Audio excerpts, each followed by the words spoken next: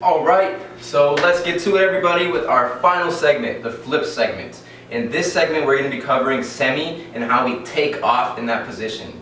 This is actually probably one of my favorite positions to be using when I'm taking off into flips. Probably namely because the move that comes from this position called Raiz or Raiz, or traditionally from its roots in capoeira, Raiz.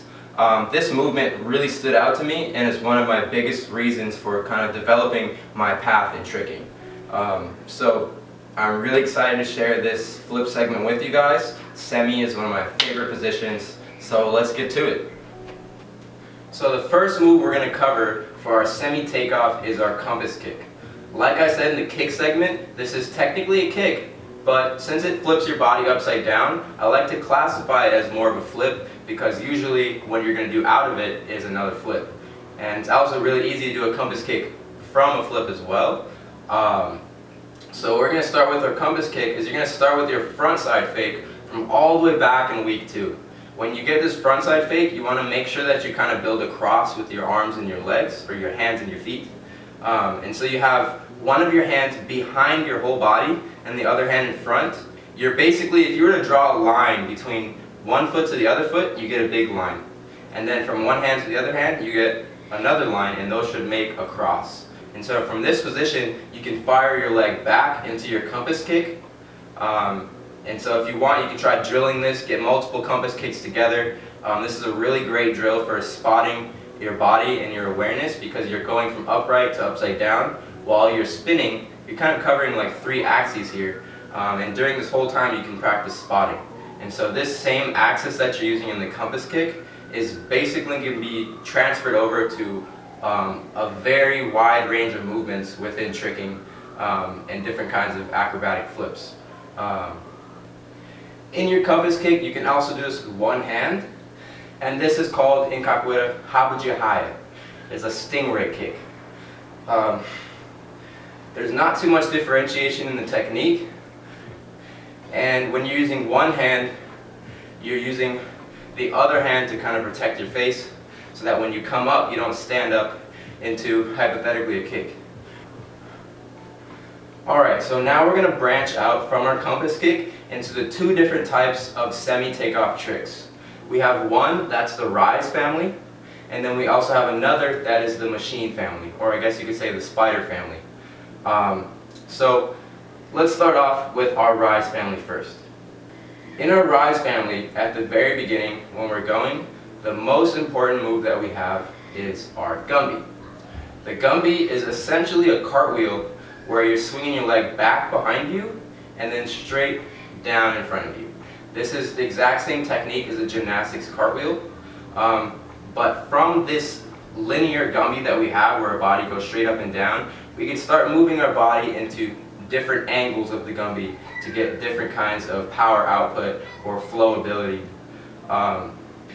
With your gymnastic style Gumby, if you want to try to do the blockbuster into it, then you kind of get your body to arc more a little bit back so that you can get more arc, and it also makes it easier to swing at this point.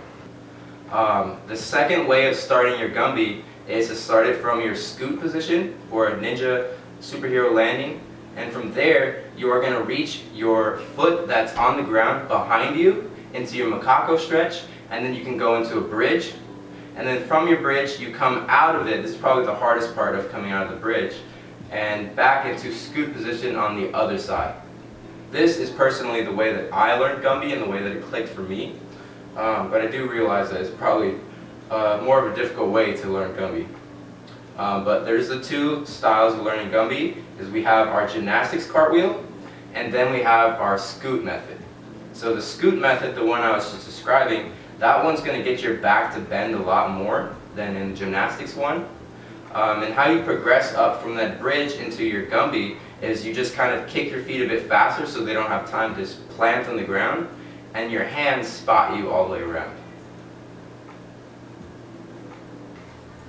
Alright, so our next progression for our semi takeoff is adding on to our compass kick. A little bit more literally this time than for the Gumby. And so this movement is called Meia Lua Reversão, or in English, a satellite moon. And that name is taken straight from Tekken, from Eddie Gordo. So for this satellite moon, it's basically a mega compass kick. What that means is that you're doing a compass kick and you're landing in the mega position.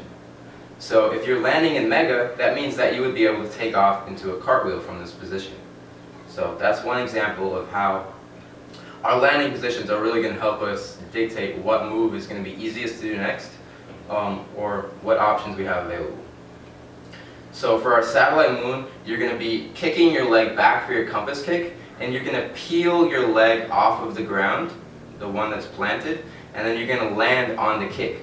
So you're going to land on the outside leg of your compass kick, and that foot gets onto the ground.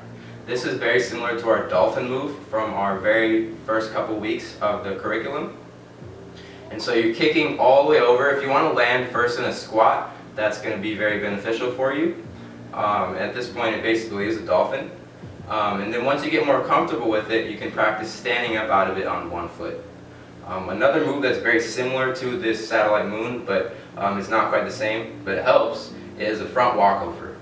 So front walkover is basically a satellite moon, but straight over the top, whereas satellite moon is a front walkover that comes over the side. So taking that into account, try out your compass kicks and try to land on the kick. So you're balancing in your hands for a short moment, and then you come down on your feet again. So you can start with coming down to 2 feet, and then coming down onto your kick leg, and then from there trying to stand up. So yeah.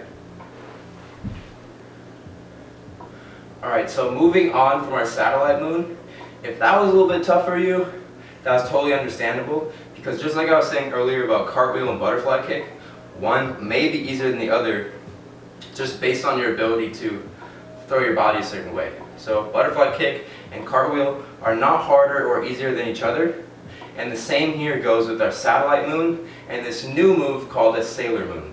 So sailor moon is basically like doing our satellite moon, but only on one hand. When you're doing this one-handed one, you're not planting your weight onto it. You're kind of just tapping the floor.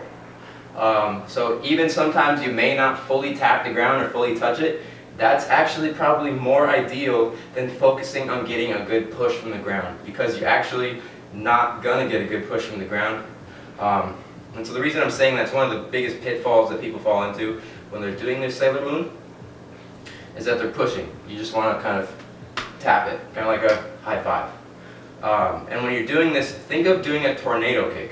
It's a tornado kick where you tap the floor and then finish and follow through. So once you get the hang of it, it's much easier to do than an actual satellite moon. So it's a tornado with your hand touching the floor, whereas the satellite moon is your hand grabbing the ground and your leg pulling you over. That one requires a lot more flexibility than the sailor moon. And there are two final movements that are classified under this Raiz category as far as foundation goes, that we're going to be covering real quick. And so we have the scrubba, which is like doing a sailor moon where you touch your hand to the ground again. And then we have our Raiz. Actually, there's a third one that's extremely important, but I'm just going to preview these three movements today. This last one is the touchdown Raiz. So all of these are very similar to the moves we've already done just now, but they're ramping up just a little bit at this point where we're not using our hands as much, or we're relying more on the pull of our hips into the air. Alright, let's move on to our second family of the Semi Takeoff flips. In this family, it's the Spyder family, and so we have different movements that take off like we're going into our Raiz type motions, but your body doesn't flip over, and instead you stay looking at the ground the whole time. The first move in this family is one that we covered in our capoeira segment. It's your machine, also otherwise known as your melo de compasso fake. So getting into this machine, you're reaching back for your foot, just kind of like you're doing a compass kick, but again, you're picking that foot up off the ground while you look at the floor and then land on the ground again. And so from this machine, the more you get it, you can kind of build it into a circle, kind of like you're a bowl like rolling on the ground, or a penny like rolling on the ground before it lays flat. And so once you get used to this, machine motion, it becomes very important for sending our hips up into the sky. And from here, we can start doing a handspin, or in capoeira it's called peão de mão, or in breakdancing it's called a 90. And handspin is just the general term. So using machine, kicking your legs up high is going to get you into peão de mão, the handspin, and keeping your legs low is going to keep you at the machine. When you're going for your handspin, you want to kick your legs up and try to find your balance up there. It's going to be a bit hard, but once you get the hang of the balance, then you can start adding on extra rotations. So instead of just spinning around once, you can try to spin around twice, or maybe even 3 or 4 or 5. There's crazy world records in breakdance where people get to like literally like 80 spins, maybe even 100. So using your machine, you're going to build up from there into your handspin, and then from there we can do a lot of cool variations. The next move that you can build off of with your machine is your Spyder. And so this is where the family is getting its name from. And so Spyder is a machine but with no hands. So the way this works, it's kind of like you're going to do a hook kick, but before you fully execute the hook kick, you switch your legs and land on that leg, the hook kick leg. So this Spyder, you're trying to spin around with it using no hands at all. Try to get as much flat spin as you can, which means that your head, as your body is flat to the ground, you want it to spin in a circle with your head facing the ground as much as possible.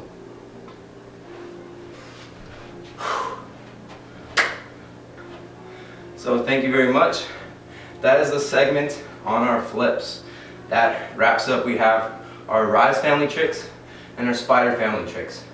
And both of these have similarities, but the Raiz flips more and the Spyder flat spins. So they're very similar, but you can find a lot of cool variations if you push your energy into one, branch out in one family and branch out in the other family. So there's a lot of cool things between the two. So thank you very much for participating in this Semi Takeoff flip segment. And since this is the last segment, I want to say thank you very much to all of the patrons for supporting this page, for supporting this mission that I have to document capoeira and tricking, especially with the relationship to spatial awareness. So thank you very much to all of you. And we have our challenge week, but it's going to be wrapped up into the IG segment, or the Instagram segment. And so I'll post that there. Thank you very much, everybody. See you next week. Bam.